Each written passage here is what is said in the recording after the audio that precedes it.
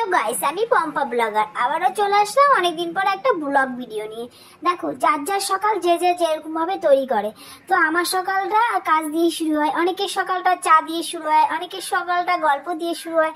তো আমার বরমশাই কাজে বেরিয়ে যায়, আমার কাজ আমাকেই কাজ দিয়ে শুরু করতে হয়। আমি গল্প কার সাথে করবো? মেয়েরা মেয়েদের মতন পড়াশোনা করে, আর গল্প করার মতো, সত্যি কথা বলতে গল্প করার মতন আমার একদমই টাইম নেই। তো কারণ সকালবেলা প্রচুর চাপ থাকে আমার, কারণ মেয়ের স্কুল থাকে। তো মেয়ের স্কুল থাকলে যেটা হয়, সব বাড়িতে কম বেশি বাচ্চা কাচ্চা পড়াশোনা নিয়ে সব বাবা মাই ব্যস্ত থাকে। তো আমিও সবারই মতন এরকমই ব্যস্ত। তো এদিকে রান্না বসাতে হয়, এদিকে ঘর দর প্রতিদিনই মোছামুছি করতে হয়। মোছামুছি না করলে রাস্তার ধারে ঘর হলে যেটা হয়, ভীষণ ডাস্ট ওড়ে গো।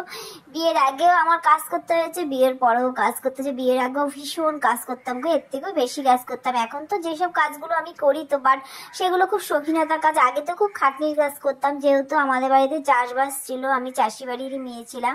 তো আমার ভালোই লাগতো, মানে গরুর বিচুলি কাটা থেকে শুরু করে এ টু জেড সবই করতাম। তো এখানে এসে সেরকম ভারী কাজ করতে হয় না, তো হালকা পাতলার মধ্যেই কাজ করতে হয়। তো সারাদিনই করতে হয়। আমি কাজ করতে একটু বেশি ভালোবাসি, একটু পরিষ্কার পরিচ্ছন্ন। সবাই অবশ্য পরিষ্কার পরিচ্ছন্ন থাকতে ভালোবাসে। তো তারপর যাই হোক, অনেক কথাই বলে ফেললাম। তারপরে দিকে রাখো, ঘর গুছাতে গুছাতে রান্নাও করছি। এদিক দিয়ে কটা ডিম মানে ছুলে ভেজে নিচ্ছি। আগের দিনে কিছু তরকারি ছিল, মাংসের তরকারি। ভাবছি কি মাংসের তরকারির মধ্যে একটু মাংসটা কম আছে, ভাবলাম ডিমটাকে ভেজে মাংসের মধ্যে দিয়ে দিব, তাহলে মোটামুটি একটু মানে একটা পদের তরকারি হয়ে যাবে। আর মাংস আছে কিন্তু একটু কম আছে, খুব একটা বেশি নেই। তো এদিকে আমি আবার একটু আলু ভাজা খাবে মেয়ে বলেছে, আলু ভাজার জন্য আলু কেটে নিয়েছিলাম। তবে একটু লঙ্কা দিয়েছি, কারণ ও লঙ্কাটা একদমই খায় না।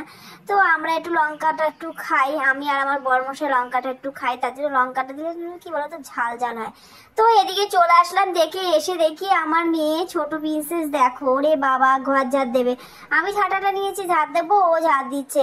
ও কি আর ঝাড় দিতে পারে বলো গাইস? তবুও চেষ্টা করে তো মামিকে হেল্প করা। ও ভীষণ কাজে, মানে ভীষণ কথা শুনে। বড় মেয়ে খুব একটা কথা শুনে না, কিন্তু ছোট মেয়ে খুব কথা শুনে গো। তো এদিকে আমি ঘরটাকে ঝাড় দিচ্ছি, আর ও আমাকে ভীষণ জ্বালাচ্ছে, ঝাঁটার আগা হাঁটছে। কি বলবো, বাচ্চা কাচ্চা যে এত জ্বালায়। ঘর সকালবেলা মুছেছি, তারপর মানে 1 ঘন্টা যেতে না যেতে ভীষণ নোংরা করে ফেলেছে। তো এদিকে আমি ঘরটার ঝাড় দিয়ে তারপর চলে আসলাম আবার আলু ভাজাটাকে একটু নাড়তে। কারণ হচ্ছে কি বলতো, মানে আমি আলু ভাজাটাকে ঢাকা দিয়ে বসিয়ে রেখেছিলাম, যদি আবার পুরো ডুবে তখন একটু নেড়ে দিন। আর এদিকে আমার ছোট প্রিন্সেস দেখেছো, চশমা পরে দিন দিন করে নাচছে, মানে ও সারাক্ষণ এরকম করতে থাকে। তো আমি এদিকে কাজ টাজ করে ওদেরকে একটু টাইম দিতে হয়, কারণ ওদের সাথে, বাচ্চাদের সাথে একটু না খেললে না ওদেরও তো মনটা খারাপ করে। তো কাজের মধ্যে দিয়ে আমি একটু ওদের সাথে টাইম পাস করি, মানে টাইম পাস বলতে ওদের সাথে একটু খেলাধুলা করি। তো আমি একটু নাচানাচি করে ওকে বলছি কি নে, ও আমার ঘোড়ায় চড়তে খুব ভালোবাসে। বাচ্চারা এবার পিঠের উপর উঠতে সব বাচ্চাই ভালোবাসে।